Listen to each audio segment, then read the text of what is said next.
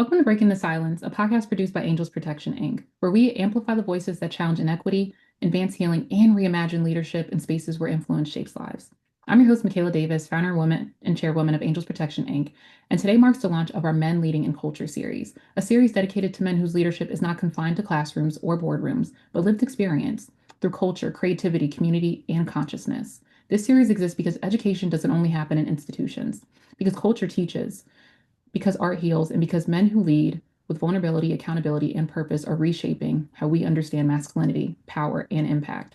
Men Leading in Culture honors storytellers, artists, educators, builders, and advocates who use their voice to teach what systems often ignore. Emotional literacy, identity, love, healing, and truth. And today's guest embodies that mission. Michael Reid is a Navy veteran, poet, author, speaker, publisher, and culture educator from Philadelphia, Pennsylvania, whose journey began not on stage, but on a page, using writing as therapy for a man who had lost his way. What started as personal healing evolved into one of the most influential contemporary poetry movements of our generation. Through language, vulnerability, and truth telling, Michael transformed pain into purpose and built a platform that has inspired, challenged, and uplifted millions, particularly women across the world. Over the past 11 years, Michael has authored 4 books: Just Words 2, Dear Woman, and The Boyfriend Book. With combined digital and print sales exceeding 350,000 copies, his work has become a cultural touchstone centering emotional accountability, love, and self reflection in spaces where those conversations are often absent. Michael's impact extends far beyond written word. Since 2012, he has produced over 300 independently organized events, completed 5 national tours, and performed in 40 cities across 5 countries. His voice has reached colleges and universities, high schools, middle schools, correctional facilities, and juvenile detention centers, spaces where culture often teaches faster and deeper than curriculum alone. Committed to reaching back, Michael founded DOPE Publishing, a company rooted in education, and since 2014, he has supported the publication of 130 books by other authors whose collective sales now exceeded 1 million copies, multiplying his impact through empowerment, ownership, and mentorship. Michael is also one of the longest tenured cast members of the Tonight's Conversations podcast, now the #1 touring podcast in the country, drawing crowds of nearly 3,000 attendees per city and creating communal spaces for dialogue, healing, and truth. Beyond culture and publishing, Michael is a real estate developer, political advocate, and community activist, consistently investing time, resources, and leadership into places that shaped him. He also represents what it means to lead in culture, to teach without a syllabus, to heal without a clinic, and to educate without erasing lived experience. Through poetry, publishing, and presence, he reminds us that words can save minds, restore identity, and change lives. And we're honored to welcome you as an inaugural voice for the Men Leading in Culture series. Thank you. No, thank you. So I kind of just want to start off by asking, writing began as a therapy for you, like a way to survive a moment when you felt lost. So what were you trying to understand or heal when you first started writing? Um, it was my first breakup, my first adult breakup. Um, it happened in a whirlwind. Uh, Definitely a lot of polarity to it. I uh, I got broken up with the day before I was going to propose, and that emotion was devastating. I couldn't deal with it alone, and ultimately I sought professional help, and that was the assignment from the physician who saw me. Not knowing that I had a writing background. Well, I didn't really have a writing background. I was a college student at Temple, and I was taking a creative writing class, and my professor at the time, you know, really encouraged me to write based on the samples of writing I was given in class. So, maybe fast forward 7, 8 months, I found myself in a position where another person told me to write. And it's funny how like despair and depression will kind of remove all of the things that you thought about yourself and introduce new thought. And that was the most obedient I probably was up until that point in my life, to where I was so discouraged that I was tired of making my own decisions and doing things for myself. So I submitted and I listened, and yeah, now we got a writer. And I think it's like how you touched on too, like you never know what something beautiful can be birthed out of that pain Yes. and just everything you have done coming up into that point. And that kind of ties into two. How has your identity as a Navy veteran shaped your discipline, worldview, and approach to leadership? It shaped my discipline because it gave me that maternal figure that I did not have in childhood. It taught me, you know, a myriad of things in terms of like manhood, maturity, discipline, routine, healthy habits, honor, courage, commitment, those sorts of things. And I use that moving forward because routine is important. Um, especially when you're trying to break certain barriers, building healthy habits. Those were some necessary tools that I don't think I would have gotten without that time. I joined the military at 17. I also joined maybe 6, 7 months after 9/11. So we were definitely in a whirlwind in terms of, what our country set out to do. I think it shaped me politically because depending on what regime is in office, it really determines your schedule as a military service member. So understanding how politics is deep and all of the things that it affects. So um, I was, uh, I guess, fortunate enough to join during the Bush administration, first one. Well, I mean, second Bush, first administration under the second Bush. So um, for me, it was Republicans notoriously love defense. So I got those great raises, and they love war because all of their friends are warmongers. So being in the military under that regime definitely was beneficial financially, but we've all seen the devastation that war brings. So um, I definitely use that as a pillar moving forward with how I activate politically. I agree. Um, and then kind of like wanting to touch back into healing. At what point did you realize that your words were no longer just helping you, but you were resonating deeply with others? To be honest, that was almost immediately. I think the first day that I got an iPhone and I downloaded Instagram and I started writing. I used it as a space to heal myself. And because, the nature of Instagram, everybody sees it immediately. And, you get that reaction. You get comments and likes and acknowledgement almost immediately. And I kept showing up and people kept showing up for me. And so I think it was instant. For me, it was the beauty of being seen. I think coming from a relationship where obviously I wasn't seen to some degree, and then putting my words out there and to have people understand and empathize and sympathize too. Um, that happened almost from day one. No, I love that. And it like built what you now have this huge community of all of what you're doing throughout since that time. And also your work, it invites men, especially Black men, into vulnerability. So why do you think emotional honesty is still so threatening in conversations about masculinity? Um, because there hasn't been a space deemed safe for that. Um, and I think there's some classical conditioning, especially Black men in urban settings, Black men raised by mothers, that whole don't cry sort of mindset that's kind of instilled in them from a young age. I think it starts there. Um, if you can't even cry, which is like the most honest form of vulnerability, sometimes you can't even control that. If you have to monitor that or dispose of that, how do you expect somebody to become emotionally vulnerable later? So I think it's systemic and it starts pretty early. And you know, even if you look at a mature man, like outside of maybe church, where can a man go for that? Can he go not in his friend group? It's not talked about in many of the songs that he listens to, probably any of the programming that he receives on internet television. You even have some women that claim to not want soft men, Mm. if you will. So, as an adult, trying to find that space is tough. So, if you don't have a space for it, nothing can grow. Now, I loved how you touched on that too, which we were going to get into later, but with relationships and that there's no safe space and how some women then say, "Oh, I don't want a soft man," Yeah.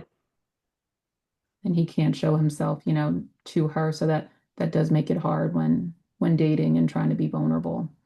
Um, Also, what did you have to unlearn about being a man in order to write the way that you do? What did I have to unlearn? Um, pretty much all of manhood as it was introduced to me. Maybe not totally, so it wasn't a total like here today, gone tomorrow, but just in waves, the programming from media, the friend groups, um, intra-family relationships. I think as I matured and um, being vulnerable with myself and the freedom that came of that challenged me to find that in my village and then extract any of that toxic masculinity. Like once I understood what toxic masculinity was, um, and realizing that I didn't identify with that, I didn't subscribe to that. And, it was just, pruning a tree, if you will. No, I love that. And also, too, how do you balance accountability with compassion when talking to men about love, harm, and growth? How do I balance accountability with compassion? Um, Personally, I'm a great example. So I always use myself. Um, Especially when I talk to younger men. Me in my 40s now, most of the men I talk to are younger than me. So I can use some of the missteps that I've made, some of the things that I've been subject to in terms of programming, some of the hostile friend groups that I had that would kind of perpetuate misogynistic, toxic masculine habits, and just using my experience because in my experience, um, finger pointing and blaming aren't real solutions to success. No, I appreciate that. And then also how you said that you're talking to, actively talking to the younger generation to really break those cycles, because I think it's really hard right now, especially Yes, social media is portraying, especially on Instagram. Uh, yes, Everything's just being posted and then people just believe it and then they start using that in their everyday relationships and it's toxic. Uh, yes. and also too, like you've spoken at colleges, schools, and correctional facilities. So what have you learned about how people actually learn outside of traditional classrooms? Um, I guess what I've learned is that there's no boilerplate run of show, if you will. You know, um, so I don't go into any setting automatically assuming uh, that I can give a presentation in a specific way. I think I always like to open up with some sort of icebreaker, some sort of call and response, checking the energy of the room. And then I start off with telling a personal story. And what I realize is that um, I have a military background in like surveillance and intelligence, right? So I'm kind of using some of the skills that the military taught me to just gauge people and read them. And then there's certain like public speaking skills that I speak up. I'm able to make eye contact with most of the people within the first 5 or 7 minutes of a conversation. I'm able to use certain things and see what excites them, see what inspires them, and then ultimately showing vulnerability in myself. Um, Usually results in them latching on to me a little bit more.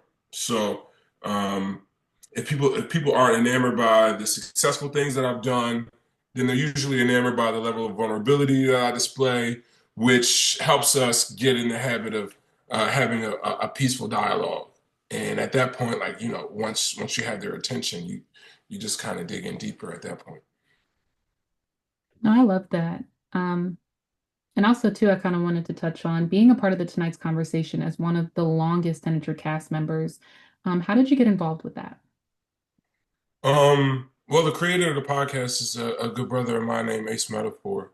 And back when I was probably at that pinnacle of my career at that point, He reached out to me because he was still at work. He was a poet as well, and he saw this one guy from Philly who was traveling the world, putting bodies in rooms to hear poetry, cities and states that he had never been into, but he used social media as that bridge to those cities, and I created a base, and ultimately, because I had never been there, I had no relationships there. I would ask people to recommend poets from the city to open up. And then here goes the founder, Ace Metaphor, who asked to open up for me at a show I did in Cleveland back in 2016. And he came and he brought three or four of his buddies, and they opened up for me. And then afterwards, he was like, like I cannot believe that you put, 500 people in Cleveland on a Sunday night, and you've never been here. Like, what did you do? And I'm a collaborator. I'm not a competitor. So I spent a week, in separate phone calls, just kind of laying out what I've done and how I did it, and strategically from a poetic standpoint, from a business standpoint, and then ultimately he kind of started his own thing. And he went on, I mean, he started off in poetry and then went on into um, Q&As after his poetry shows. And then after a while, he just did the Q&A. And then during the pandemic, he decided to come out with a card game called Tonight's Conversation as a card game. Because I was probably one of the most influential, I had the most followers in terms of all of his close friends and artists. He asked me to come out and interview some like celebrity women. So we had like Brittany Renner, Just Hilarious, and then I would just play the card games with them as a way to market the show. The card game, and then afterwards, because of the success of the card games, he decided to have a podcast around it. And that's when tonight's conversation was born, basically in the basement of his home in Dayton, Ohio. And next month we'll be on our seventh national tour in 5 years. Oh, wow.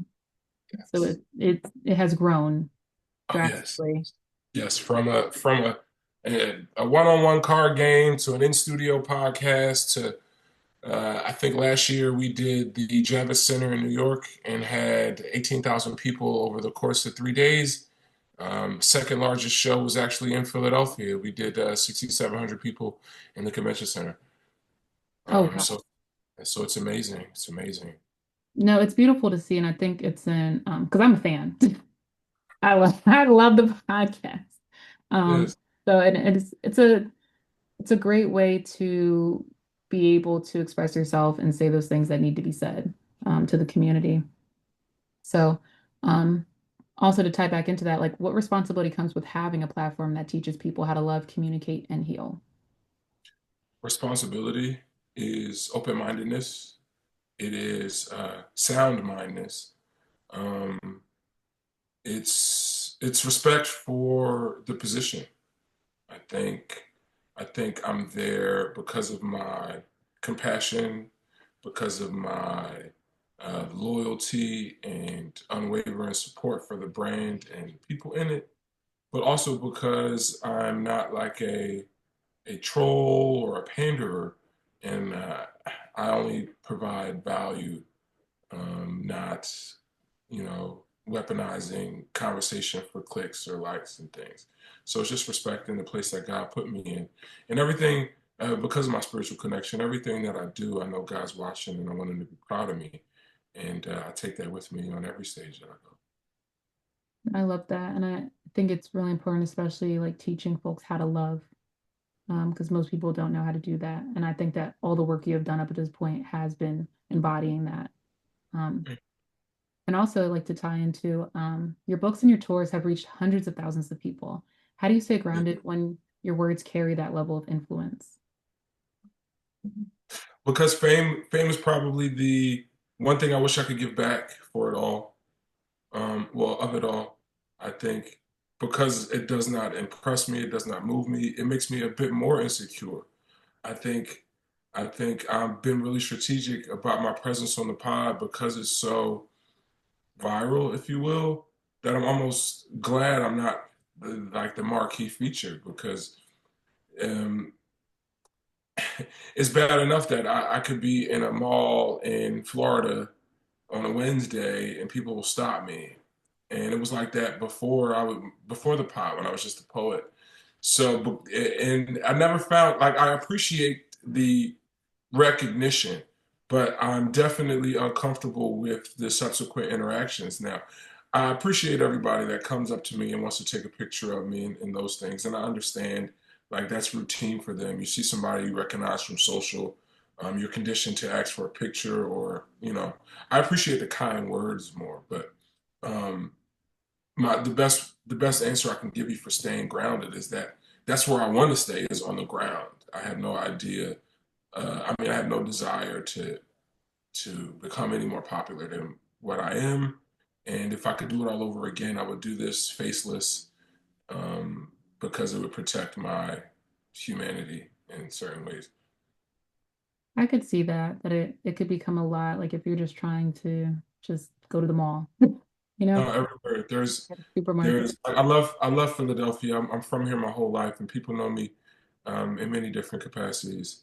And I'm appreciative of all the love and support of my city, but obviously because I'm from here, my largest concentration of followers are here. But literally, I mean, you could put me in the Northeast, you could put me in West Philly, you could put me anywhere, anytime, any place. If there's over 25, 50 people in a room in my age demo, somebody knows me.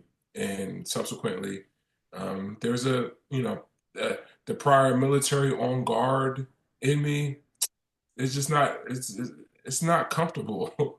I try to deal with it because I know that all of this is love, right? It's love, and thankfully, haven't had any like dangerous or offensive interactions with people. So, thank God for that. But just know that this was never my ministry. Was popularity. I think that's a bit vain, and I pray daily that God just keeps protecting me as I rise in popularity. I definitely can see that and agree with that. And also, too, has there ever been a moment where you realized that the weight of your impact, either in a powerful or difficult way? Mm,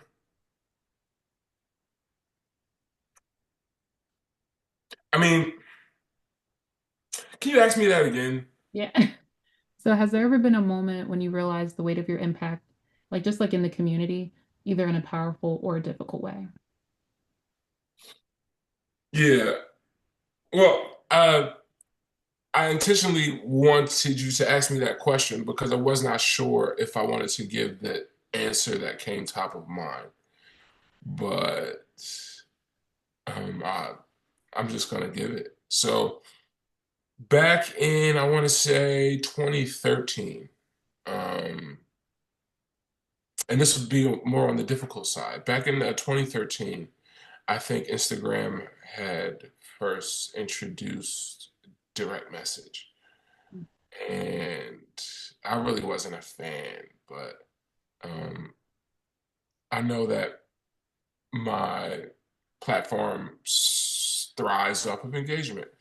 I'll try to keep it short. Long story short, a woman who was in a difficult time, maybe it was an email, maybe it was an email. So long story short, a woman emailed me because she found out that her mother was cheating on her father, Mm. and she was torn with telling her father about her mother's infidelity, but she wanted my advice, somebody she's never met, but she read a book and felt connected. Um, this was at a time where I was trying to find work-life balance. I would promise to write to people every day. I would post a poem or two every day. Um, but I was also dating my first girlfriend since I became an entrepreneur, a traveling poet. So I'm trying to find that balance, and I couldn't get to all of my emails, and her emails kind of went unresponded to, but she would update me throughout the story, like, "Hey, Mike, this is what I'm going through. Hey, Mike, this is what I did, and this was the outcome." And unfortunately, the outcome was um, she told her father about her mother. Her mother kicked her out of her home. And the last email I got from her was from a shelter in her city. And then about that time, I had read the whole thread of emails. And when I reached back out, ultimately, she took her own life. And that weighed immensely on me as a attempted suicide survivor. I immediately empathized with what she was going through at the time. I felt devastated. I felt angry at myself for picking my personal life over my responsibility, and I took that death extremely hard. In some ways, I've never recovered from it. But that was probably the most difficult thing about my position and being vulnerable to people, putting myself out there to people to share my art in a way that could prompt them to ask me for advice, right? Very, very dangerous, slippery slope sort of world because you get wrapped up into these people's lives and their livelihoods and their stories and their crises. And if you latch on too tough, it could break you. And I ended up ending that relationship because of the guilt. I ended up tormenting myself for months. It took me almost a year to tell another person, which I did in therapy. And my heart still breaks for this young girl and her life. But I understand that um, that battle was not mine to win or lose. Sorry for the heaviness, but that's what I wanted to say.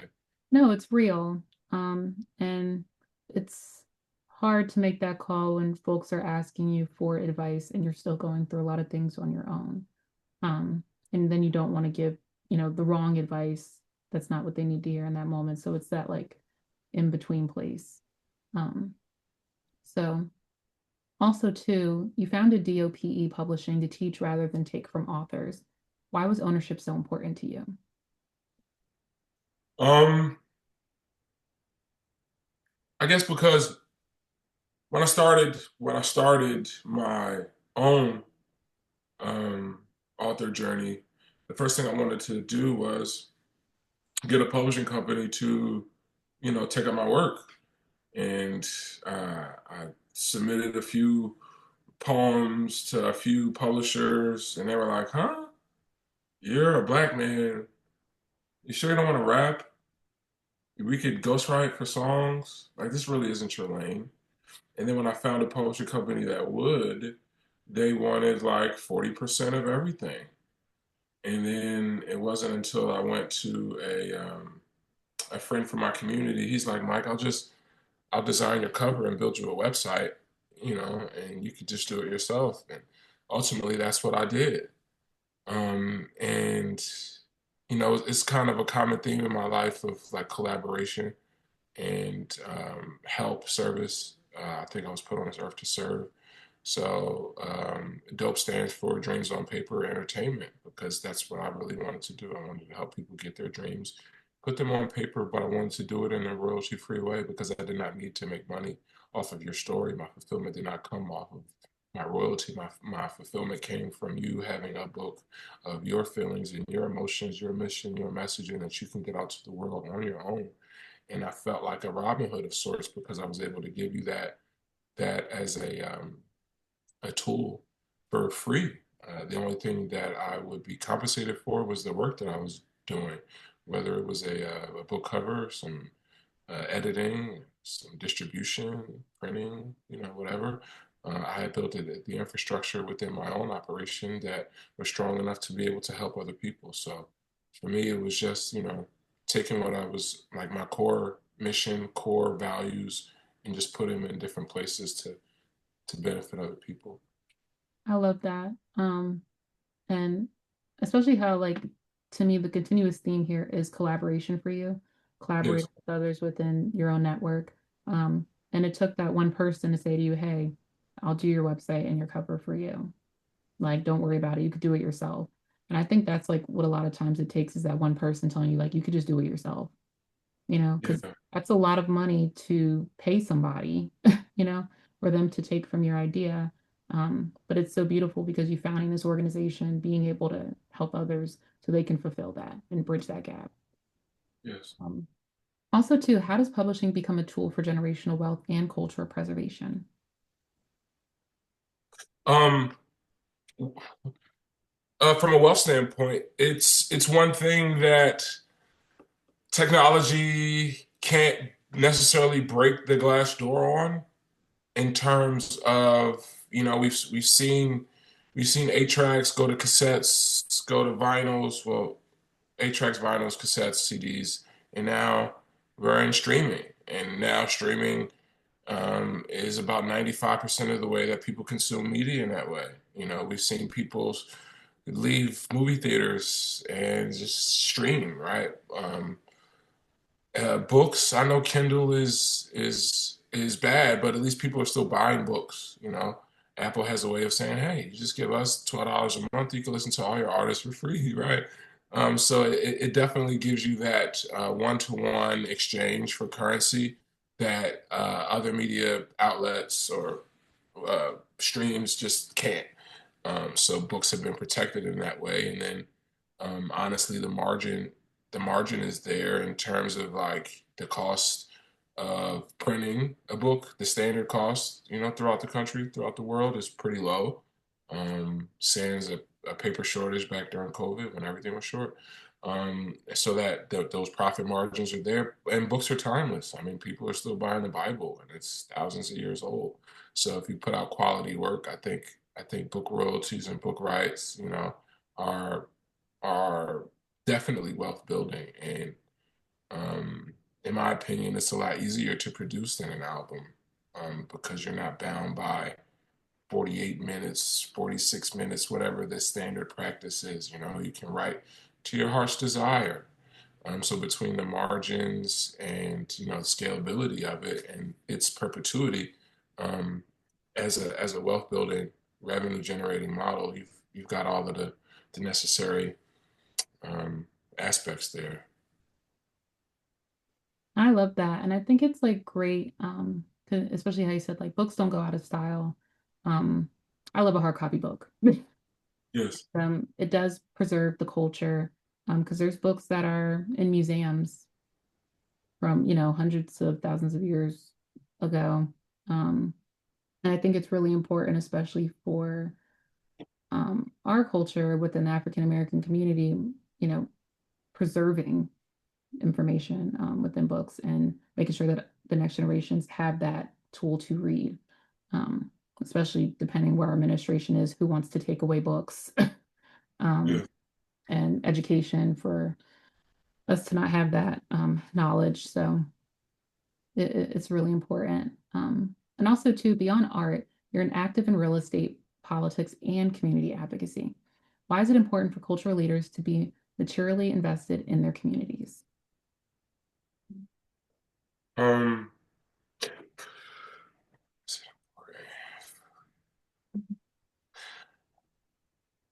I have a mentor. Um, his name is Dr. Greg Carr. He's a professor at Howard University.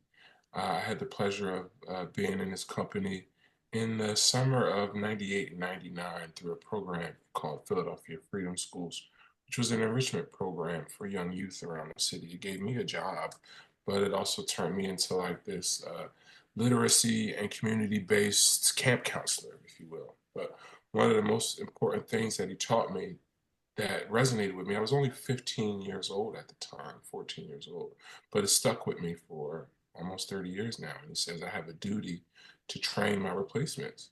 Mm. Um, and that obviously that stuck with me because when I think about like life, right? When I think about my life, not to be morbid or anything, but if you go back to the obituary, right, which is unless you're being highlighted by some major news or mass media publication, your life will be reduced to whatever's in that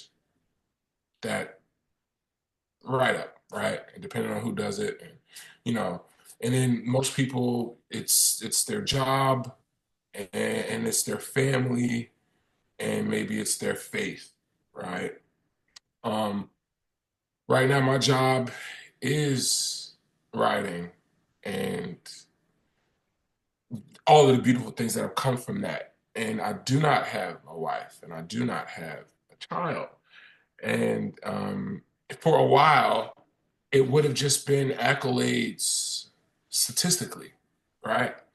Oh, I sold a XYZ amount of books. I did all of these things, but at that juncture, I had not built a family, and I had not done anything for my community, but allow them to support me.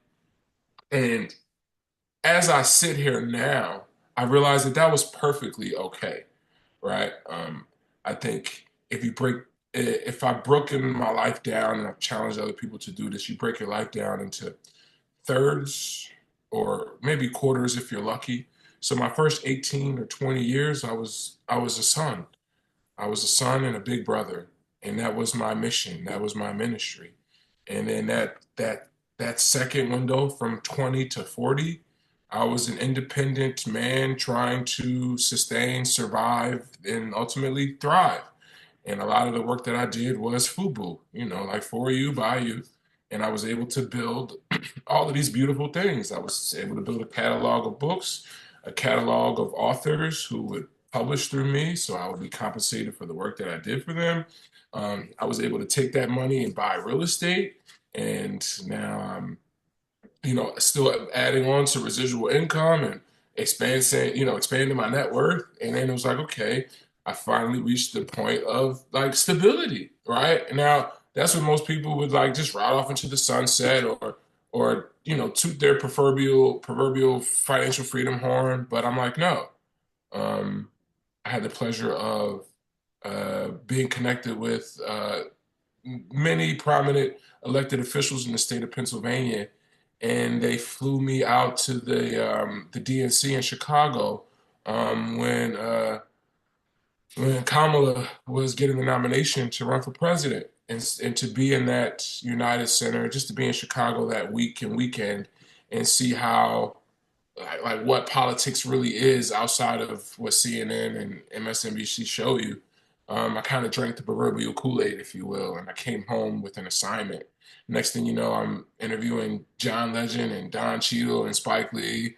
Um, I'm actually on a call right now with the DNC, just because I felt like, okay, this third of my life is dedicated to training my replacement, whether that's programming in schools, whether that's mentorship to young artists, whether that's mobilizing casual and non-voters, whether that's advocating for arts in schools, whatever, affordable housing, all the things that I was passionate about personally. I have the ability to use my influence, which matters. I don't think they would have me at this table if I wasn't so popular, bunny ears, right? So I can use that to perpetuate and propel the personal agendas that I have for my community, but also show other people, and then make space for them. And it's given me just as much fulfillment as all the things that I've done for myself, as all of the things that I did for my mother and my sister, um, because it's all even what I did for my country. I think service is beautiful, and in that vein is where I thrive. So it's not lost on me of that responsibility, because if I can't raise a son, I can raise a village, I can raise a community, I can raise a city, and even a nation, if I will. I love that. Um, and a lot of what I'm hearing too is like, just we have to show up for the youth. It's really important that we're training them and giving them all the tools necessary so they could take on and be the best that they can be. It's so important. Constantly mentoring and sponsoring too, not just telling them about opportunities, but opening up that door for them. If this is something that you tell me you want to do, I know I do it because I started mentoring with the Links Incorporated and the Black and International Affairs with their Madam Ambassador program out in DC and Virginia. And it's just so important pouring back into, I love pouring back into young women any way I can through the nonprofit, through that, through any other way I can. Um, Yes, just it's important, especially when you've been blessed. yes, When God has blessed you with your connections, with your resources, with opportunities for people to see you and showing the next generation they can do that too. Um, so also, too, how much of your work centers women and challenges men? And what do you think men misunderstand most about love and partnership?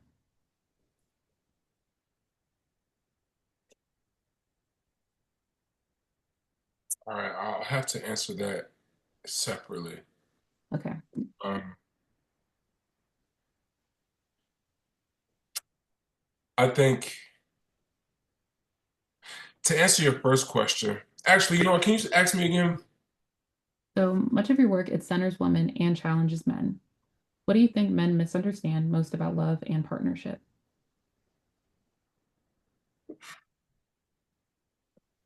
What do I think that men misunderstand most about love and partnership? Is that every woman is entitled to what she perceives her love story to be. Mm, Men are not artists, they are consumers of the art. I have this quote that says, women are art, not opportunity. mm, So you don't see a painting that you like, and you might just like the frame of the painting. So you want to take the painting because you like the frame, but you don't really like the painting. So you try to put your own spin on it. No, you might you might like a woman visually, but if you don't subscribe to what her expectations are, toxic masculinity is saying because I want you, then you're going to have to adjust what your preconceived narrative of love is in order to serve me because I want you. mm. Women are art. If you see a painting and I mean, no, then go on to the next. And I think for a lot of men, they don't like they confuse patriarchy and masculinity as a way of like, you know what, this is my woman, so or I want her to be mine, so she's gonna have to. No, we're not doing this. We're not doing that because I'm the man. I make the rules. No, um, no, that's not the case. I I firmly believe that a woman is entitled to the love story that she creates, and it's a man's job to harvest that and fulfill that. And if he does not wish to, he should let her go. Mm. He should not alter her. He should not shift her, change her, anything. Now, um, I think that's one thing that men aren't necessarily taught. That hunter or gatherer is kind of ingrained in them in a way. It's like, once I gather, it's mine and it must submit. And I Mm. don't think, I think that's a fallacy. I appreciate that, especially when you said once it's mine, should submit. It's really important right there. And also too, how has writing Dear Woman and the Boyfriend book changed how you show up in your own relationships? Two totally different answers. Um, Dear Woman taught me that um, womanhood is so much more powerful than manhood. So many more facets. I, just stop right there. Um, Dear Woman reminded me that not to look for women with problems. Mm, Not to look for women without problems, because Dear Woman was a response book. I remember I was telling you about mail, emails, and DMs. Like Dear Woman was born from 10,000 questions that people emailed me because I put like a little write to me like a Dear Abby, Dear Mike. It was the tab on my website. And I'm like, the first couple days there were like 6 or 7, but I would, post the question and response, and then by the end of a week I would have like 300, 400, and then by the end of a month I would have about 10,000. It was really it's nuts. So what I did was I printed out all of these things and sorted them by, like is this in the mommy bucket, the daddy bucket, like the whatever. And I wrote back to them in a way that tried to answer as many questions as I could within a 275-page book. And that's when I realized that, yo, like, like this perception that I have of finding like, oh, I want to find a person that's healed and healthy.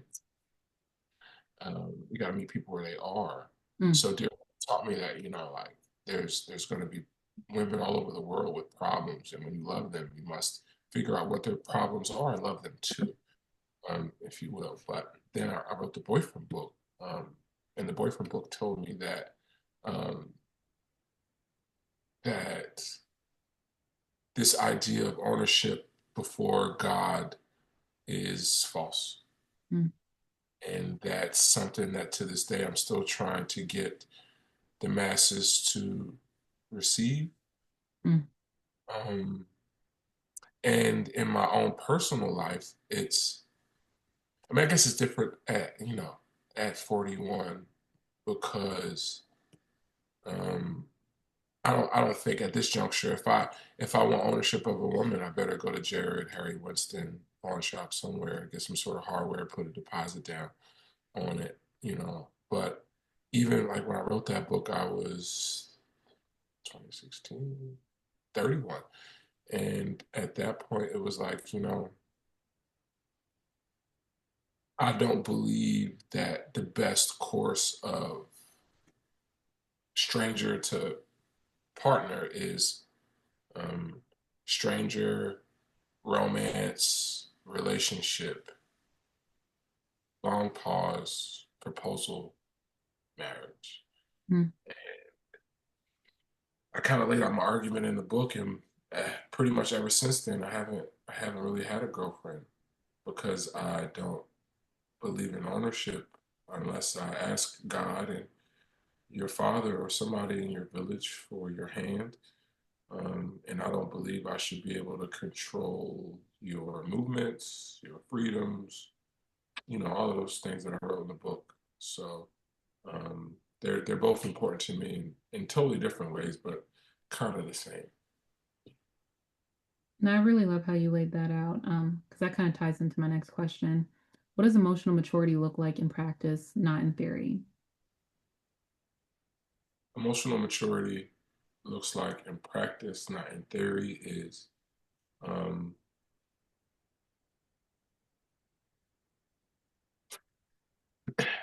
it looks like it looks like managing your interactions with the world first. Mm, Um, I'll save the internal ones for last, but if you park wrong and you come outside from parking wrong and you get a ticket, emotional maturity is not cussing out the parking attendant. mm, Emotional maturity is, and then or insert external scenario where gut reaction that's probably rooted in something negative, depression, anger, vitriol, you name it. Um, because that transfer of energy could have a ripple effect throughout 10 or 15 people in your community in an afternoon. mm, You know what I mean? Like, I mhm, wish I, w- I wish I could make a video that shows like the ripple of you being mean to a server who is mean to a chef who is mean to his wife, who's mean to his kid, who goes to school and mean to another boy. You know what I mean? Like the ripple of inability to regulate emotion does affect 7, 8 people. That little bit of negative, disrespectful, violent, immature energy. If you want to be mad at yourself, my nigga, that's fine. That's why I saved that for last, because any emotional maturity deficits that you have internally, you're the only person that's going to suffer. mhm, But when you take it out of your house and you take it out on people, the world's definitely a worse place than what you left it. That's what it looks like in practice. You can leave the theory in home, but that maturity in practice is kindness, Mm, gentleness, mm. respect, regard, reverence, important. It is, and I like how you laid it out, like just by you being mean to one person, how that could just be a ripple effect and just affect now 20 people or really more, depending how many people they're coming, interacted with um, at that time. So it's just like so important, like being emotionally regulated and showing kindness no matter what. Um, and to kind of like tie into that too, like you've mentored authors, artists, and young people. What do the next generation of men need more of? Discipline, grace, or honesty? I have to pick. I have to pick the next generation of men. What do they need more of?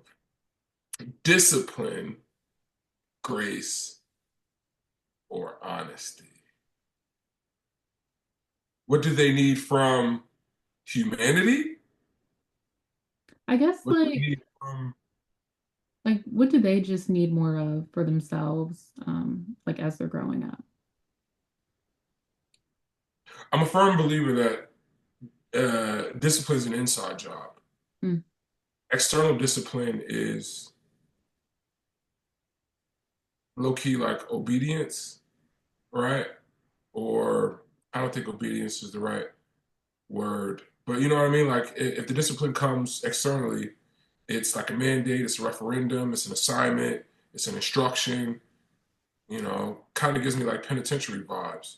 mm. I know that's kind of small, but um, so I guess it would either be grace or honesty. Patriarchy says men probably don't need more grace, right? I think patriarchy existing in this way is because all of the grace in the world I guess, has been given to men. Um, so I guess honesty. Do men need more honesty? Hell yeah.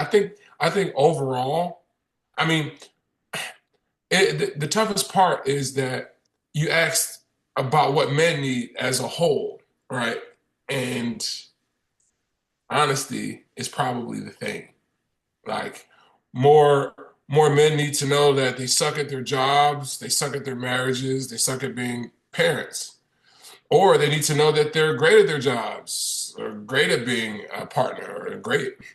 I think I think this whole the man, he's the first to eat, but to last to be considered in certain ways. Um, but I think honesty, good or bad, is what most people need because that breaks up that patriarchy problem that we have in the West. I agree with that, especially with honesty. And So that also, would have been your answer of the three? um, I think so. Oh, praise the Lord. Yeah, definitely more honesty. Especially I think for the younger generation as they're coming up. Because for me with social media, it's getting kind of scary with, Yeah, social media is not the bedrock of honesty. It's almost the opposite.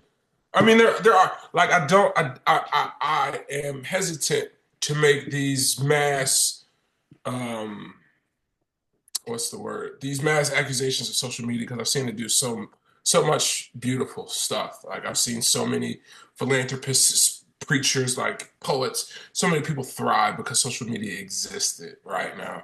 It is weaponized, but I don't want to throw the baby out with the bathwater, so to speak. But I just got off a Zoom low key about uh, the right wing and how they knowingly disinform people. They knowingly hire content creators to disinform people, to race bait, to all kinds of baiting, and it's literally a calculated financed attack. So social media does have its you know dangers. But I've learned so much. I've connected with so many people, so I can't just disavow the whole thing. But it needs leadership for sure. It does. And like when social media was created, it wasn't created or designed for what it has become into. It was, originally created for business so people can network with one another and stay connected. But over time, people have, changed it into what they wanted it to be, and it does need leadership. But there's a lot of great things that have come from social media. Um, and I've appreciated it. And also to tie into that, where does your faith or spirituality show up in your creative process? Oh, start to finish. I believe my spirituality was here before my art was here. So everything I do is for God. It's from God. I can't even take credit for most of the words that I create. I honestly believe I'm a vessel put here by Him for a specific mission, and um, for me, it's God's work. I'm just the This is just the flesh that does it. And also, too, um, when you think about the future of masculinity, what do you hope changes and what must remain rooted? Protection and provision must remain rooted, and I only say that because the more and more I listen, the less amount of women that ultimately desire protection and provision.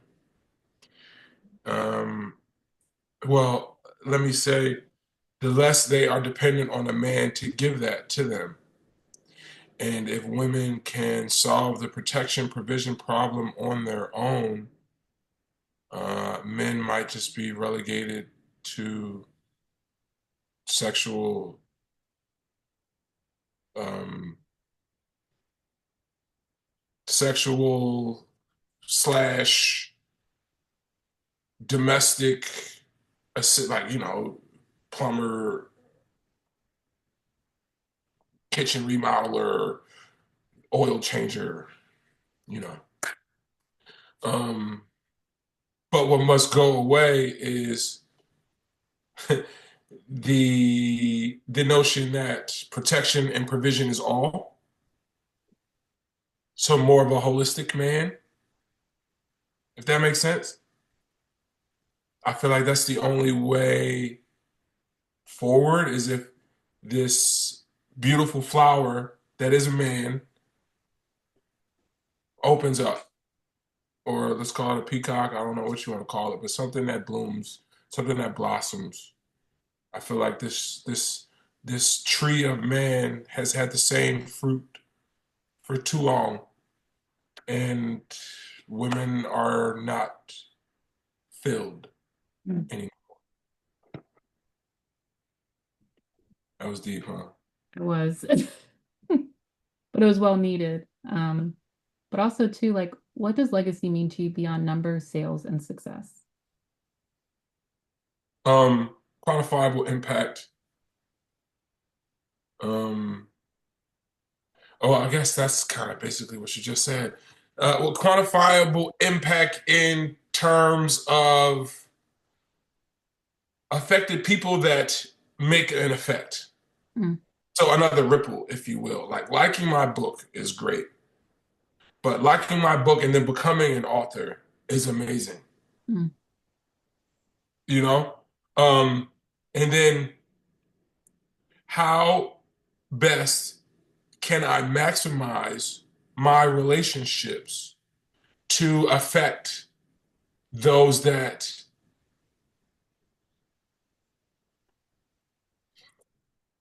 those that never even asked me for it. mm,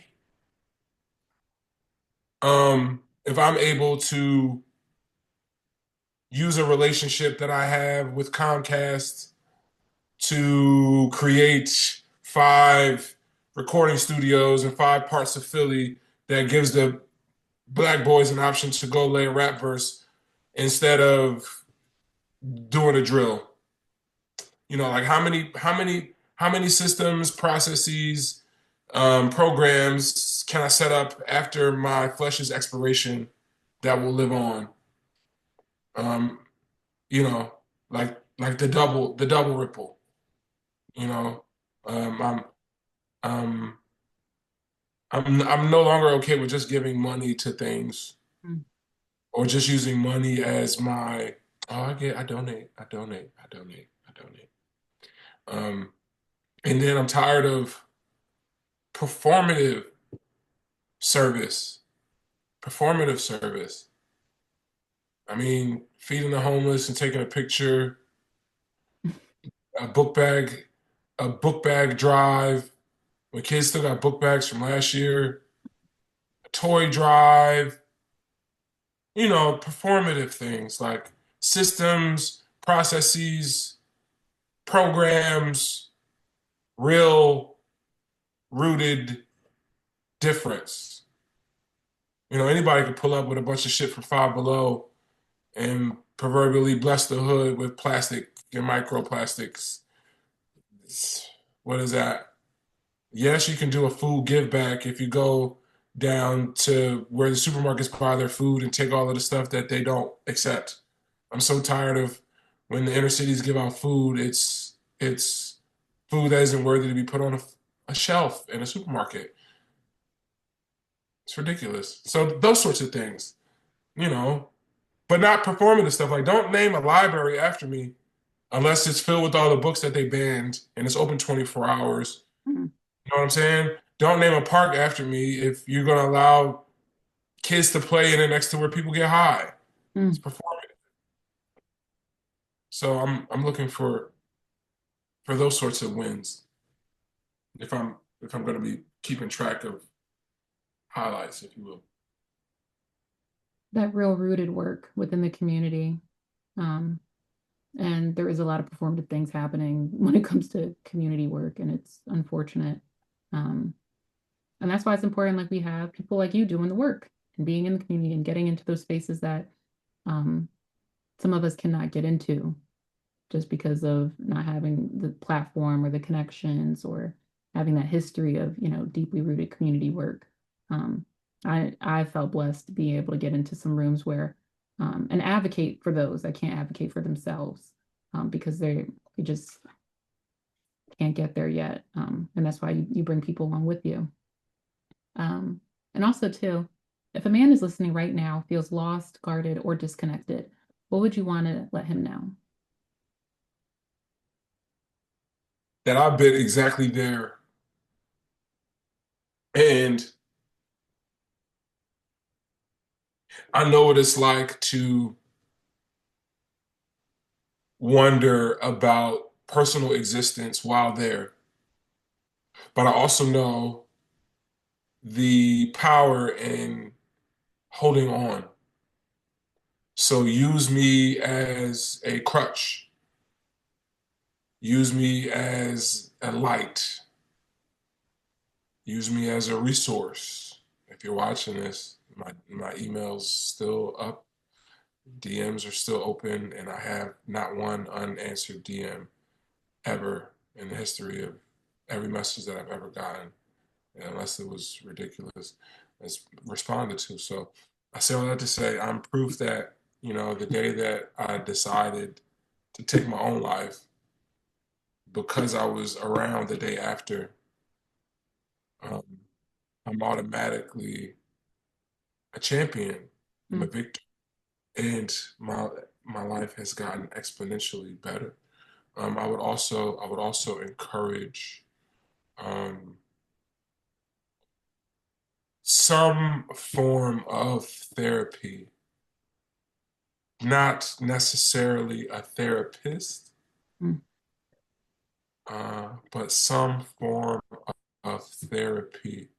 And when I say therapy, I just mean something that makes you feel good, that does not harm another human. Um, some of the things that I like to do are write, obviously. I love music, sound healing. In some ways, is so much better, so much more therapeutic. Exercise, find an outlet for the Mm. pain. Um, and, you know, find the God of your own understanding and kind of lean into that. Um, and last but not least, realize that healing is not an overnight job, and it takes dedication, but the outcome is positive. I love that. And then also too, what does leading in culture mean to you?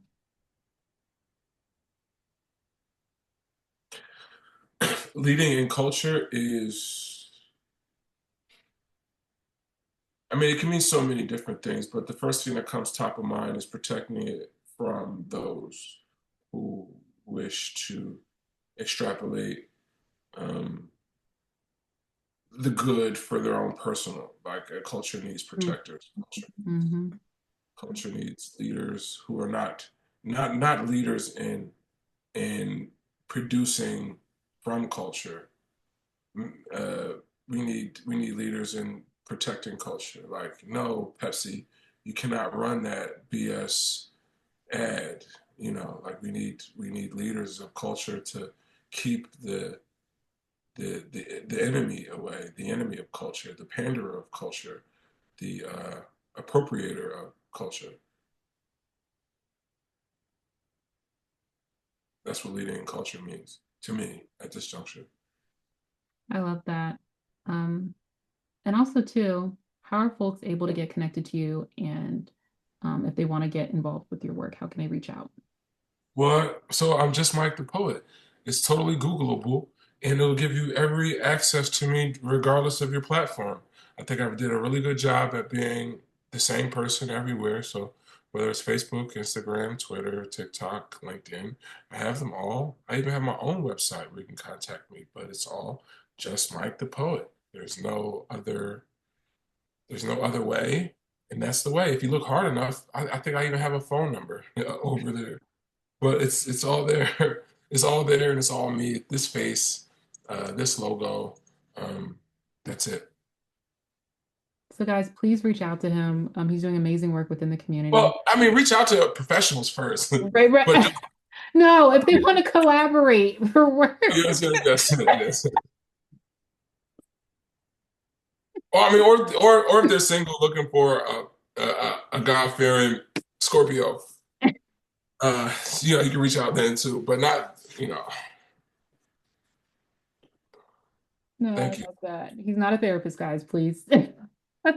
Please, if you do need support, there are a lot of many organizations. And also, too, I just want to say, Michael, thank you so much for your honesty and your vulnerability and how your unwavering commitment to telling the truth, even when it's uncomfortable. Your work reminds us that leadership doesn't always come with a title, a podium, or a syllabus. It's about the community's culture. And sometimes it comes through words that reach people where systems never do. Through poetry, publishing, and presence, you've shown us that culture is a classroom, that healing is a form of education, and that masculinity can hold accountability and compassion at the same time. Your impact proves that excellence doesn't have to be detached from emotion and that growth begins when we're brave enough to feel.